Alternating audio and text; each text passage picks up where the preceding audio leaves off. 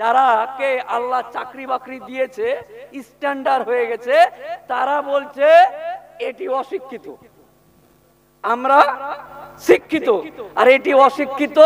কারা স্টেজে আছে? এরা খালি হুক্কা হুয়া করছে। ওই নুপুর শর্মার চাস্তো ভাই আর আমাদের পাড়ার স্ট্যান্ডার্ড টাইপের মুসলমানদেরকে বলি যে এই আন্দোলনের ফলে যখন সুপ্রিম কোর্টে মামলা হচ্ছে, ওই ঘরের ভিতরে এইদিকে লোকসভাতে খুব বুক থাবড়ে থাবড়ে একবারে বিলটাকে পাস করেছে।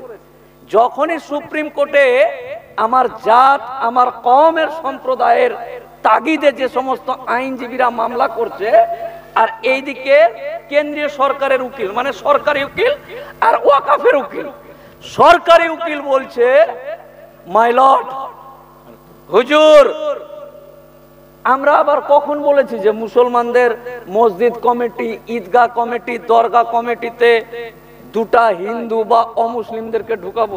না না, আমরা বলিনি। আল্লাহর ক্রিয়া বলছি, আমরা বলিনি। এটাই হলো আন্দোলনের চাপ রে। যারা বলে আন্দোলন করে কি হবে, সুপ্রিম কোর্টে তো যাসনি, খবর তো দেখিস না, তারা এই চাপে পড়ে কেন্দ্রীয় সরকারের উকিল হুজুরকে বলছে হুজুর আমরা এগুলো বলিনি।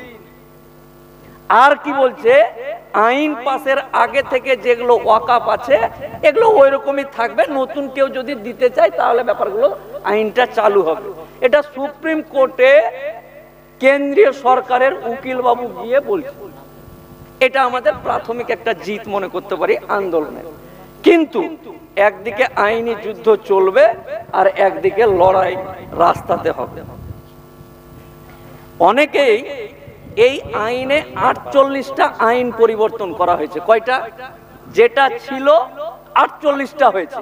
একটা আইন হলো এই এলাকার মুসলমানরা একটা কবরস্থানে কবর দেয়। বৃষ্টির দিনে, পানির দিনে, ঝড়ি বাদলের দিনে কবর, কেউ যদি মারা যায় কবর খুঁড়তে গিয়ে দেখা যাচ্ছে কবরে পানি উঠে যাচ্ছে। এই কবরস্থানটাকে চেঞ্জ করে অন্য একটা জায়গা নিবে। এখানকার এক হাজি আছে, রহিম হাজি বা কুদ্দুস হাজি। ওই কুদ্দুস হাজির কাছে এখানকার মুসলমানরা গিয়ে বলছে উকিল সাহেবের দাদু ওই দিন মারা গেছিল, কবরস্থানে গেলাম তো কবরটা পানি উঠে গেছিল। তো হাজি সাহেব, এই এলাকার কুদ্দুস হাজি, এই এলাকার রফিক হাজি বলছে হাজি সাহেব, আল্লাহ আপনাকে সম্মান দিয়েছে, টাকা দিয়েছে, হারাম শরীফ ঘুরে এসছেন, মক্কা মদিনা ঘুরে এসছেন, আমাদেরকে এই মুসলমান সমাজের জন্য দিঘির পাড়ে যে জায়গাটা আছে এই জায়গাটা আপনি একটু আমাদেরকে কবরস্থানের জন্য দেন। হাজি সাহেব এখানকার মুসলমানদের কথা শুনে রাজি হয়ে গেল। যা, 10 কাঠা জায়গা নিবি তো কি নিবি, আল্লাহ অনেক দিয়েছে, যা নিয়ে নেন। এইবার আপনারা কি করলেন, মোহরি বাবুকে দিয়ে বিএলআর অফিসে জমিটাকে রেজিস্ট্রি করাবেন, নাহলে হাজির বেটারা যদি পরে এসে বলে যেটা আমার বাপের, ওই জন্য রেজিস্ট্রি করাবেন। ওই রেজিস্ট্রির সময় এই সরকার বলছে এই এলাকার কুদ্দুস হাজি যে মুসলমান তার প্রমাণ দেন। 5 বছর ধরে কুদ্দুস হাজি যে মুসলমান তার প্রমাণ দিতে হবে। আধার কার্ডে যেমন আমাদের ছবি আছে, নাম, বাপের নাম, ঠিকানা আছে, ছবি আছে, চোখের রেটিনা আছে, আঙ্গুলের ছাপ আছে। এই সরকার রহিম হাজি যখন জমি দান করতে যাবে তখন লুঙ্গির ভিতরে মোবাইল ভরে ছবি তুলতে হবে, কাটা না গোটা। মুসলমানের সার্টিফিকেট কি দিয়ে দিবেন আপনি? অমুসলিমদেরও দাঁড়িয়ে আছে, অমুসলিমেরও এই আছে। তো লুঙ্গির ভিতরে মোবাইল ভরে খেচাত করে ছবি তুলে একদিকে আধার কার্ডের মতন ছবি আর হাজি সাহেবের ওইটার ছবি একদিকে লাগাতে হবে। ওই সার্টিফিকেটটা নিয়ে গিয়ে বলতে হবে যে আমি 5 বছর ধরে মুসলমান। কারণ আপনাকে যে সার্টিফিকেট দিবে যে আপনি 5 বছর ধরে এই জাত এবং এই কওম এবং আল্লাহর আল্লাহিয়তের উপর কায়েম আছেন, এই সার্টিফিকেট নিয়ে এই কবরস্থান দান করতে হবে। এটা আগে ছিল না, এটা যে কেউ যেভাবে ইচ্ছা সেভাবে দিতে পারে। এই আইনটা নতুন করছে। দ্বিতীয় হলো এরকম 48টা আছে। দ্বিতীয় হলো এই এলাকার 10 বিঘা কবরস্থান আছে। ক বিঘা? 10 বিঘা। এই এলাকার 10,000 মানুষ বাস করে।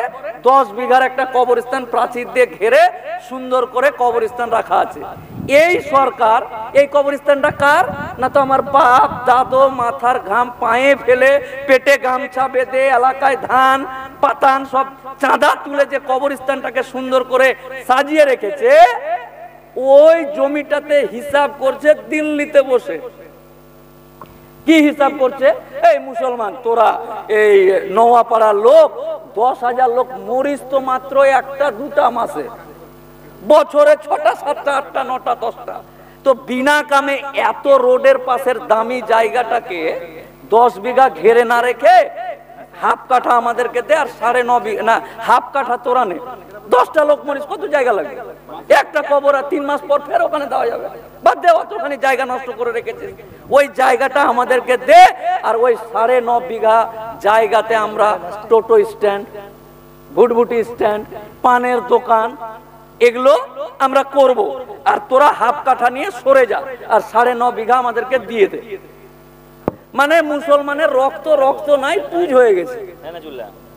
মোদি এবং অমিত শাহ বা কেন্দ্রীয় সরকার ভাবছে যে যেইখানে মোফাক্কেরুল ইসলামের বাপ দাদু 14 গোষ্ঠী যেখানে শুয়ে আছে আরাম ফরমাচ্ছে, ওই জায়গাতে জায়গাটাকে নিয়ে ওর বাপের কবরে টোটো চালাবো, বুটবুটি চালাবো, পানের পিঠ ফেলবো 9.5 বিঘা জায়গাটা নিয়ে, আর আমার রক্ত, আমি বেঁচে আছি আর আমার বাপের কবরে টোটো চালাবে।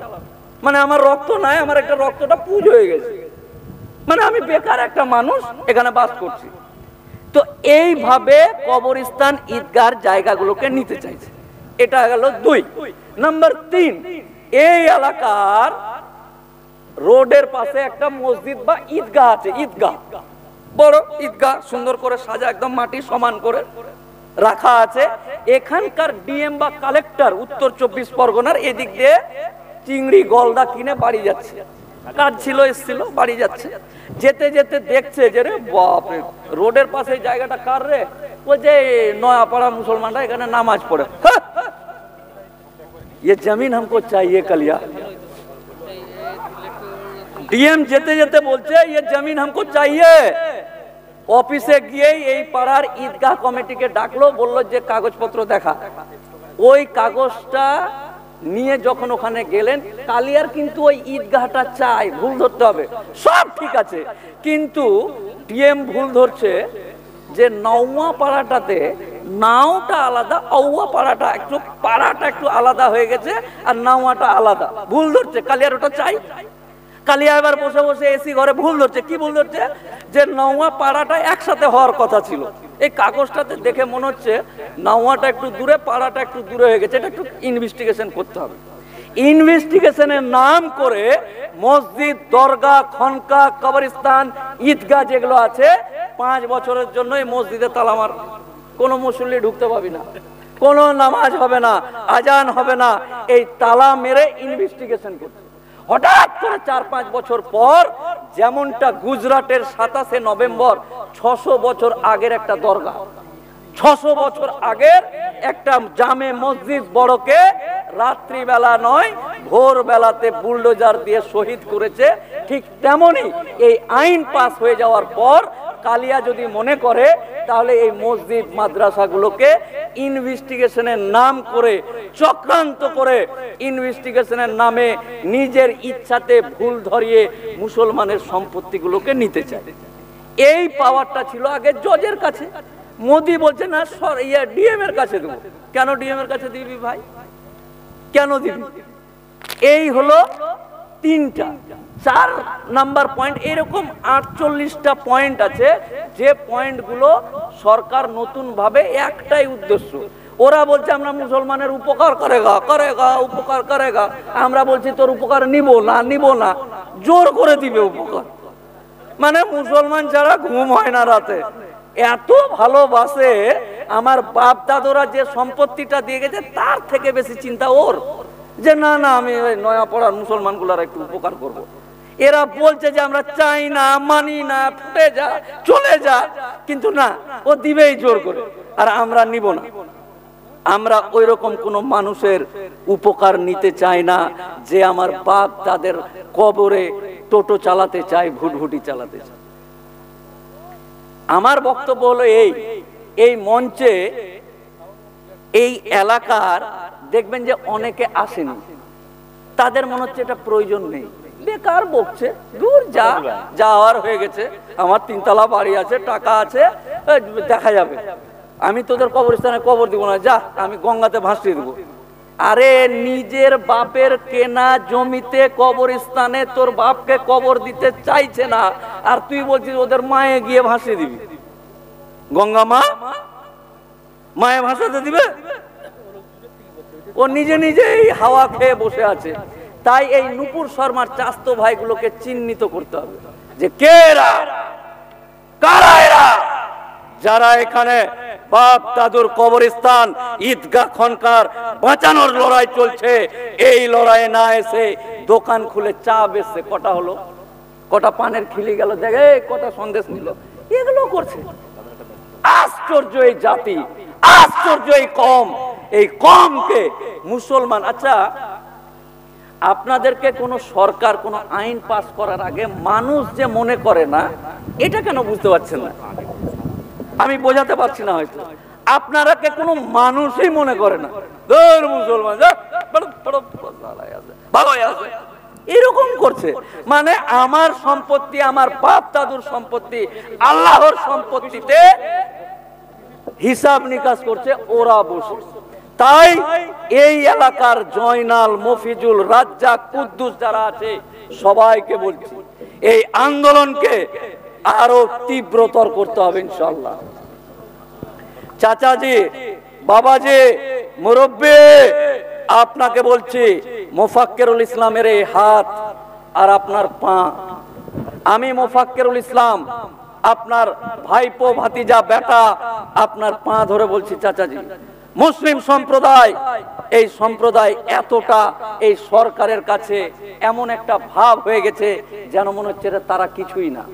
আপনি মনে করেন তো এই এলাকার, এই যে আমার বাবাজি আছে 67 বছর বয়স, এই লোক যখন 22 বছর বয়স ছিল, এই দিক দিয়ে হেঁটে যখন বসিরহাট যেত, বসিরহাটটা কাঁপতো, নয়াপাড়ার কুদ্দুস এসছে, আর ওই কুদ্দুস এখন 67 বছরের বুড়ো হয়ে বাবাজি হয়েছে, নিজেই মাস্ক দিয়ে দাড়ি ঢেকে বারাসাত যাচ্ছে, বসিরহাট যাচ্ছে।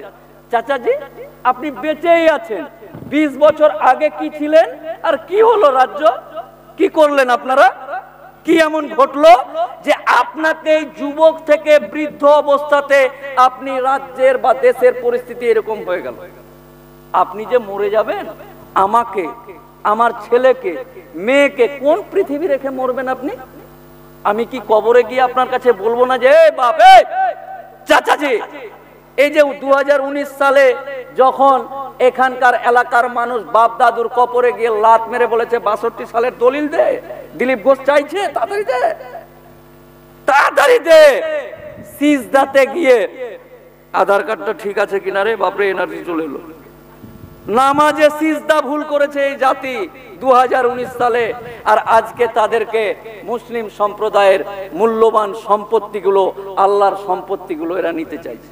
তাই এই এলাকার বাবাজি, চাচাজি যারা আছে, এই হাতটা মোফাক্কেরুল ইসলামের হাত আপনার পায়ে ধরে বলছে, বর্তমান দেশের পরিস্থিতি, আল্লাহি, আল্লাহর কসম, যদি আপনাদেরকে বুক চিরে দেখাতে পারতাম, তাহলে আমার এই কথাটার ওজন আপনারা অনুভব করতে পারতেন যে আমার মতো একটা ছেলে এসে আপনার পা ধরে বলতে চাইছে।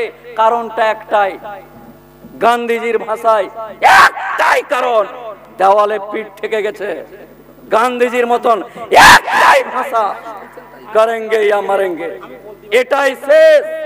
আর কোন সুযোগ কোন সরকারকে আমরা দিতে চাই না, চাই না, চাই না। এই সুযোগেই সরকার যেন মনে করে এখনো আমার জাতি, আমার কম বাপ বেটা একসাথে মদ খায় না, এখনো আমরা বাপ বেটা একসাথে বিড়ি সিগারেট খাই না। বাবাজি, এলাকার চাচাজি, আমরা তরুণ, আপনাদেরকে শ্রদ্ধা করি, আপনারা সামনে থাকেন, আর আপনারা এই জিনিসটাকে মাইন্ডে নিয়ে নেন।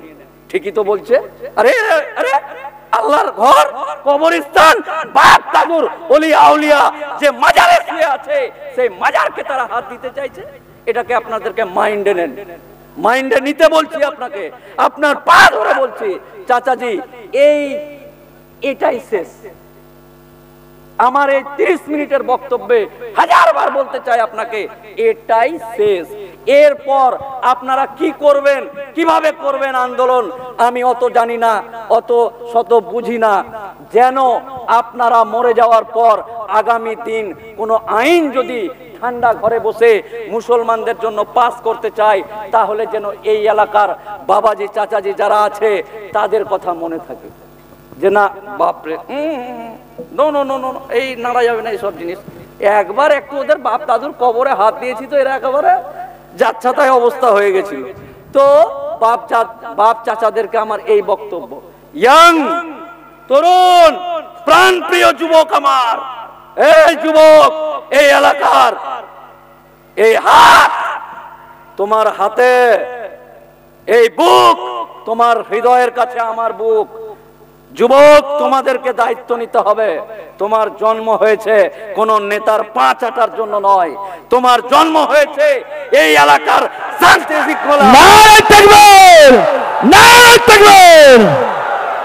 এই জাতি কিভাবে এগিয়ে যাবে এই দায়িত্ব তোমার। যুবক, আল্লাহর কসম দিয়ে আপনাদেরকে বলি, আমার প্রাণ প্রিয় ভাই যুবক যারা আছে তাদেরকে বলি, হে আমার ব্রাদার, হে তরুণ, তোমাদের রক্ত যারা মনে করছে যে এদের রক্ত পুজ হয়ে গেছে, তাদেরকে দেখিয়ে দিতে হবে এই রক্ত এখনো মুসলমানের ইয়াং তরুণ ভাই যারা আছে তাদের রক্ত এখনো পুজ হয়নি। আমি চাই বাপ চাচারা সামনে থাকবে, ইয়াং এবং তরুণরা এগিয়ে যাবে। আর এই আন্দোলনটাই শেষ আন্দোলন, করেঙ্গে ইয়া মরেঙ্গে। হয় আপনি মরে যাবেন, না হলে একতাবদ্ধ হয়ে আন্দোলন করবেন, দুটোর একটা অপশন। আমি একজন আইন জানা মানুষ, ভারতবর্ষের বিভিন্ন জায়গায় ঘোরা মানুষ। চাচাজি, হৃদয়টা খুলে কলিজাটা বার করে যদি আপনাদেরকে দেখাতে পারতাম, তাহলে হয়তো এর গুরুত্বটা বুঝতে পারতেন। তাই আপনাদের পায়ে হাত রেখে আমি এই অনুরোধটুকু করছি, এই আন্দোলনকে এগিয়ে নিয়ে যেতে হবে। 26 তারিখে ব্রিগেড আছে। এই আন্দোলনকে ব্রিগেড মুখী করতে গিয়ে যদি এই যে আমার ভাইজান আছেন, মাওলানা কামরুজ্জামান সাহেব, আব্দুল মাতিন সাহেব হুজুর আছেন, উনারা আপনাদেরকে ডিটেলসে বলবে। আমি শুধু এইটুকু বলতে চাই, সেই দিন ব্রিগেডের দিন আমার বেটি এসে, জামাইটা এসে একটু পোল্ট্রি মুরগি কিনে নি 2 কেজি, বউটা খুব পেটটা ব্যথা ব্যথা করছে, ডাক্তার দেখিয়ে দিই। এটাই শেষ তো, করেঙ্গে ইয়া মারেঙ্গে। বেটি থাকবি না, জামাই থাকবি না, পোল্ট্রি থাকবে না, কি থাকবে? যা, আল্লাহর রাহে বেরিয়ে পড়েছি, আল্লাহর সম্পত্তিতে। আচ্ছা, আপনারা যেদিন মরবেন, মহাপ্রলয়ের দিন, কিয়ামতের দিন, আপনাকে আল্লাহ প্রশ্ন করছে, এই জয়নাল, এই নোয়া পড়ার জয়নাল, এই মফিজুল তুই উঠ, এই জয়নাল তুই উঠ। আচ্ছা, সেই আচ্ছা না, আল্লাহ আমাদেরকে একটু নামাজ রোজা কম পড়েছে, একটু জান্নাত দেন, খুব আগুনের গরম দেন। তাহলে সেই দিন আপনি আল্লাহর সামনে কোন মুখটা নিয়ে দাঁড়াবেন? সেই দিন যদি কোনো কারণে প্রশ্ন হয়, আমার সম্পত্তিতে তুই বেঁচে ছিলি, জ্যান্ত ছিলি, জীবন্ত ছিলি, আর তোর সামনে আমার ঘরকে, আমার সম্পত্তিতে যারা লুট করতে এসেছিল তারা কিছুই করতে পারিসনি তুই, সেই দিন লজ্জিত হবেন। আপনাকে এই সুযোগ দিয়েছে আল্লাহ, এই মহান আল্লাহ তাআলার হৃদয় এই সুযোগ আপনাকে দিয়েছে যে এই ইতিহাসের সাক্ষী হয়ে আপনি মরবেন, যে হে আল্লাহ লাব্বাইক, পৌঁছে গেছি। প্রত্যেকটা আন্দোলনে শুধু 26 তারিখ নয়, এই আন্দোলন আগামী দিন 26 তারিখ আন্দোলন হওয়ার পর আবার সুপ্রিম কোর্টের মামলার হিয়ারিং। সেই দিন যদি কোন রকম লোভ লালসা দেখিয়ে, ফুলটুসি লুলটুসি খাইয়ে, ললিপপ খাইয়ে মুসলমানদেরকে বোঝাতে চায়, তারপরেই প্রোগ্রাম হবে দিল্লি।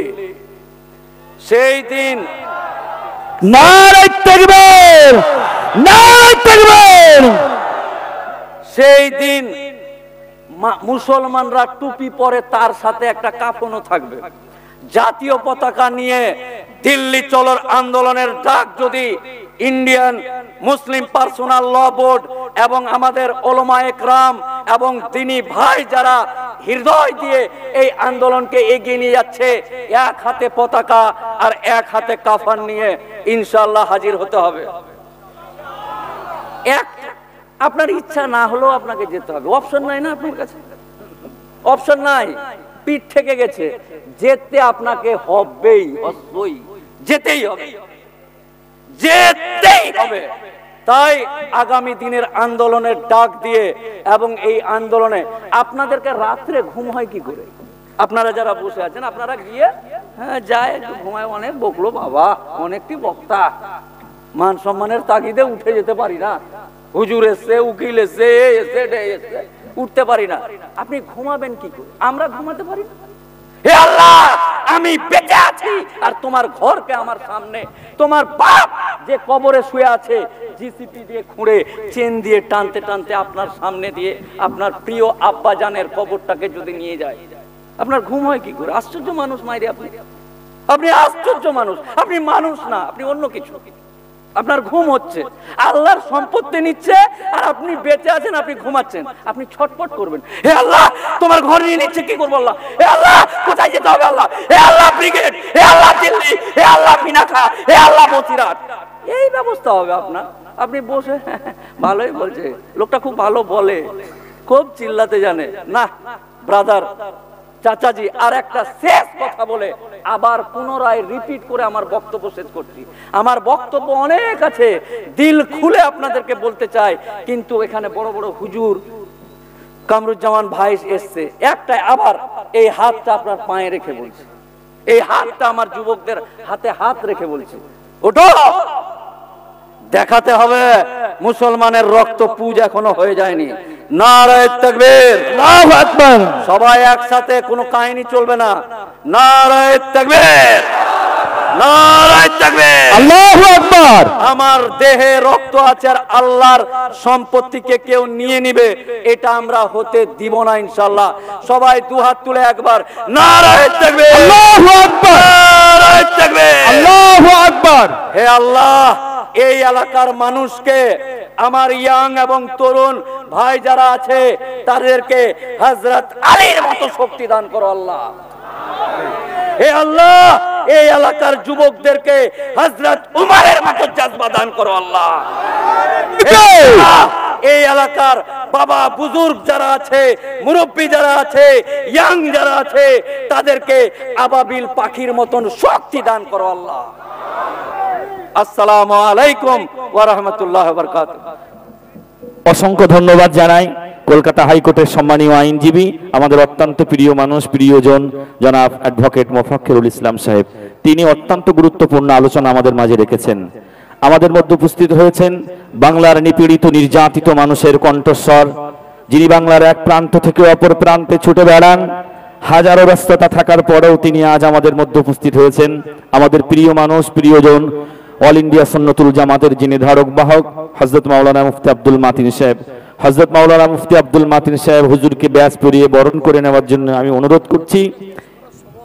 এই অনুষ্ঠান পরিচালনা করার জন্য যিনি দিন রাত আমাদের সঙ্গে সহযোগিতা করেছেন, আমাদের রবিন ঘোষ, আমার দাদাকে অনুরোধ করব মাতিন সাহেব হুজুরকে ব্যাজ পরিয়ে দেওয়ার জন্য। এটা তাকবীর দেন না, নারায়ে তাকবীর, নারায়ে তাকবীর, নারায়ে তাকবীর।